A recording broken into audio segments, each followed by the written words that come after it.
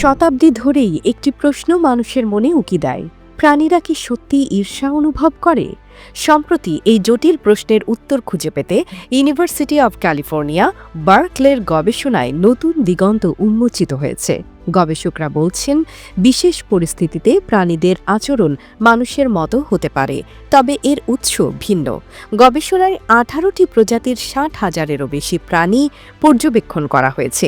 বিজ্ঞানীরা এটিকে বৈষম্যর প্রতি বিদ্বেষ হিসেবে চিহ্নিত করেছেন।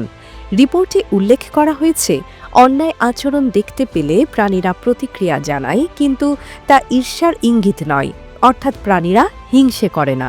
প্রাণীরা যখন কিছু আশা করে এবং তা না পায়, তখন তারা সাড়া দেয়। তবে এই সাড়া দেওয়ার পেছনে হতাশা কাজ করছে, ঈর্ষা নয়।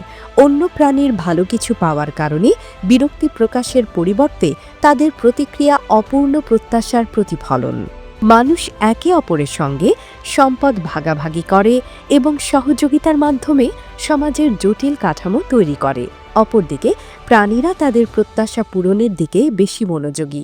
গবেষকরা মনে করেন, এই পার্থক্যগুলো গভীরভাবে বোঝার মাধ্যমে মানব আচরণের বিবর্তন ও আমাদের অনুন্নত সম্পর্কে আরও জানতে পারা যাবে।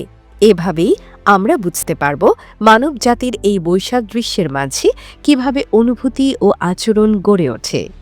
AB news desk report.